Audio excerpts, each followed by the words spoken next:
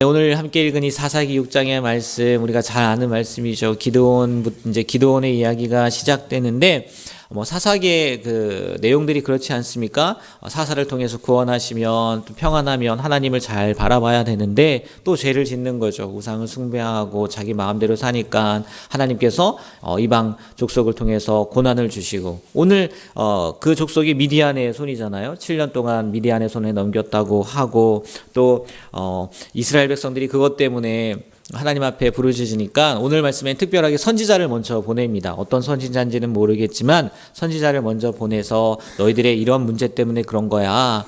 그렇게 이야기를 하고 하나님께서 그 이스라엘 백성들을 구원하기 위해서 기드온을 부르시고, 또 우리가 잘 아는 말씀이죠. 기드온이 진짜 하나님이시면 증표를 보여주세요. 그래서 첫 번째는 그 재물에 불이 붙어서 다 사라지는 거, 그리고 나중에 우리 보시면 나중에 정말 그 유명한 거 아니겠습니까? 양털만 물이 있고 땅은 다 마르고, 양털만 마르고 땅은 다 젖고, 그 모든 것들을 하나님께서 기드온에게 보여주심으로 말미암아 내가 너와 함께 하겠다라는 말씀들을 보여주는 말씀이 오늘 사사기 6장, 또 내일은 제가 이제 목회자 부부 소양회 때문에 참석을 못하겠지만 수요일에 이어지는 사사기 7장의 말씀, 이렇게 계속 이어집니다.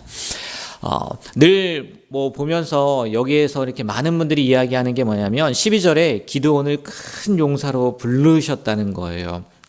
어떻게 보면 기드온이 어떻게 큰 용사가 되겠습니까? 그 포도주 틀 안에서 몰래 밀을 까부르는데 그게 무슨 용사예요? 용사의 모습이 아니잖아요. 근데 왜 하나님께서 큰 용사로 부르셨냐? 다른 게 아니라는 거예요. 하나님께서 기드온을 큰 용사가 되게 하시기 위해서, 되게 하기로 만들기로 작정하셨기 때문에 그렇게 부를 수 있었다는 거예요. 아무리 기드온이 약하다 할지라도 정말 겁쟁이, 우리가 볼 때는 겁쟁이죠. 그게 숨어서 타작을 하는 게 겁쟁이 아니겠습니까? 빼앗길까봐, 들킬까봐. 그런데 하나님은 그 기드온을 바라보고 큰 용사라고 불러셨다는 거예요. 왜? 내가 너를 그렇게 만들어줄 거야. 내가 너를 그렇게 세울 거야. 하나님의 약속과 같은 말씀이라는 거죠. 우리를 향해서 하시는 말씀이라고 생각하시면 얼마나 좋겠어요. 그렇지 않습니까? 연약합니다. 부족합니다.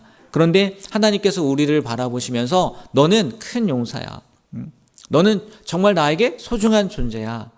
이렇게 말씀하신다고 한번 생각을 해보세요. 얼마나 좋아요. 물론 기드온처럼 하나님, 나는 힘이 없어요. 내가 무슨 힘이 있습니까? 이렇게 고백할 수밖에 없겠지만 하나님께서 세우시고자 하는 자는요, 결코 무너뜨릴 수 없다는 거예요.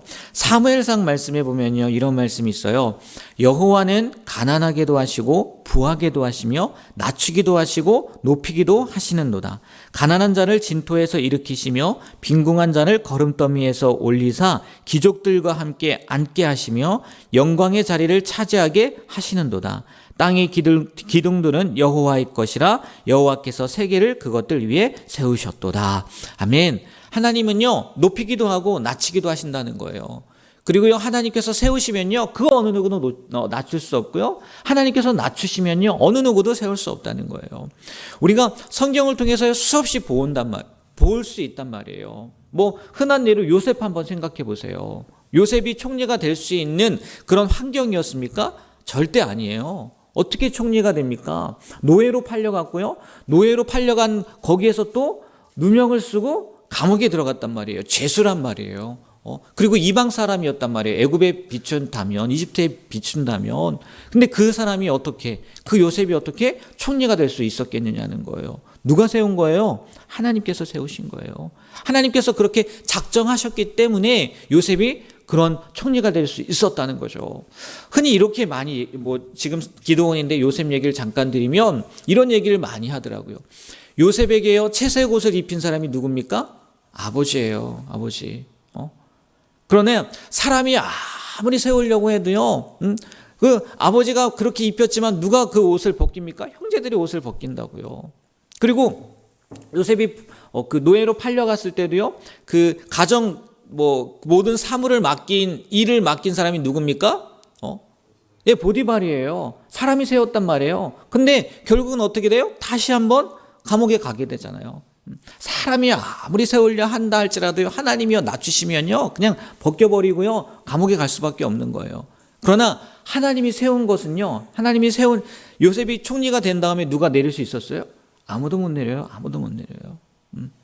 하나님께서 기드온에게 그렇게 너는 큰 용사야, 하나님이 작정하셨기 때문에요 용사일 수밖에 없는 거예요. 이 하나님의 음성이요 우리에게도 들려지게 되길 축복합니다. 너는 나에게 소중한 존재야. 너는 나에게 큰 용사야. 내가 너를 들어 쓸 거야. 이런 음성이 들릴 수 있는 귀한 새벽이 되었으면 좋겠어요. 그리고 또 그런 음성이 들린다면요 아멘으로 받아들이셔야 돼요. 내가 너를 쓰겠다 하면 우리는 어떻게 하면 돼요? 네, 아멘 하시면 되는 거예요. 네, 주님 내가 여기 있습니다. 날 사용하여 주시옵소서. 이번에 특별 새벽 기도에 이제 다음 주 월요일부터지 않습니까? 그 주제가 그거예요. 우리를 사용하소서. 얼마나 좋아요. 하나님께서 날 사용해 주신다면.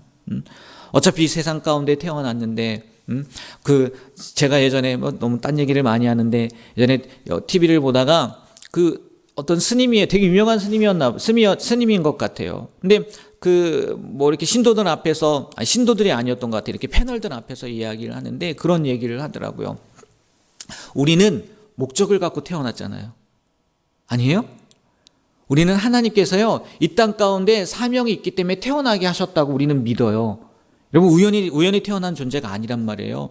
하나님께서 우리를 사용하시려고, 우리를 쓰시려고 이 땅 가운데 보내셨단 말이에요. 아무 무의미한 존재가 아니란 말이에요. 근데 그 스님은 그러더라고요. 어차피 태어났으니까 살으라는 거예요. 왜 태어났는지 목적이 없어요. 근데 태어났으니까, 이 땅에 왔으니까 이제 잘 살으라고 그렇게 이야기를 하더라고요. 제가 그 말을 보면서, 야, 진짜 의미 없다, 소망 없다. 태어났으니까 살아야 된다는 거예요. 근데 우리는 아니잖아요. 왜 태어난 거예요? 하나님의 사명이 있기 때문에, 하나님의 부르심이 있기 때문에 우리가 이 땅 가운데 태어난 거 아니겠습니까? 네, 하나님께서요 우리를 사용하신다고 할 때, 나는 용사처럼 안 보인다 할지라도, 나는 이 일을 할 수 없을 것처럼 보인다 할지라도요, 하나님께서 쓰시고자 하면요 우리는 뭐 하면 돼요? 아멘 하면 되는 거예요. 왜? 하나님이 세우시면 어느 누구도 무너뜨릴 수 없어요. 하나님이 큰 용사라고 하면요 큰 용사인 거예요.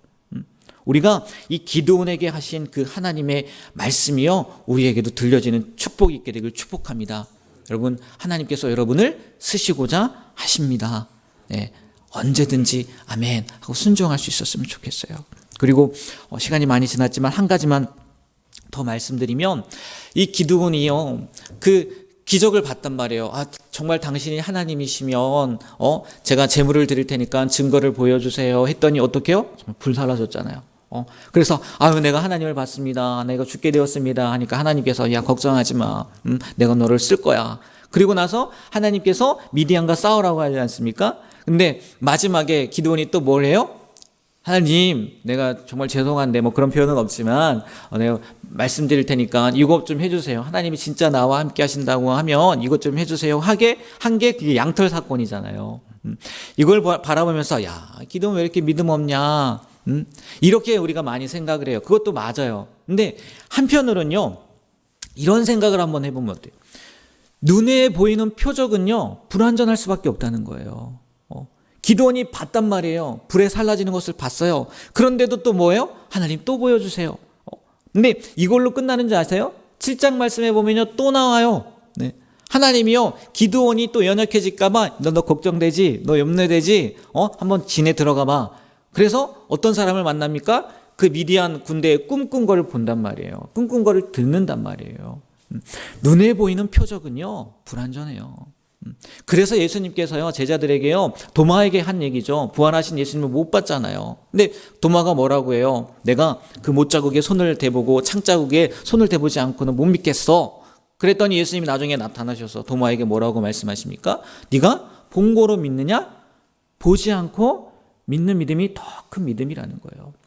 여러분, 우리가 표적 때문에 믿는 게 아니라 주님의 말씀 때문에 믿는 그런 귀한 은혜가 있게 되길 축복합니다. 그게 진짜 믿음이라는 거예요. 눈에 보이지 않지만, 나에게 아무런 표적이 없지만 그럼에도 불구하고 주님께서 말씀하신 그것을 믿는 게 진짜 믿음이라는 거죠. 보이는 거는요 그때뿐이라는 거예요. 다시 찾게 되어 있다는 거예요. 또 묻게 되어 있다는 거예요.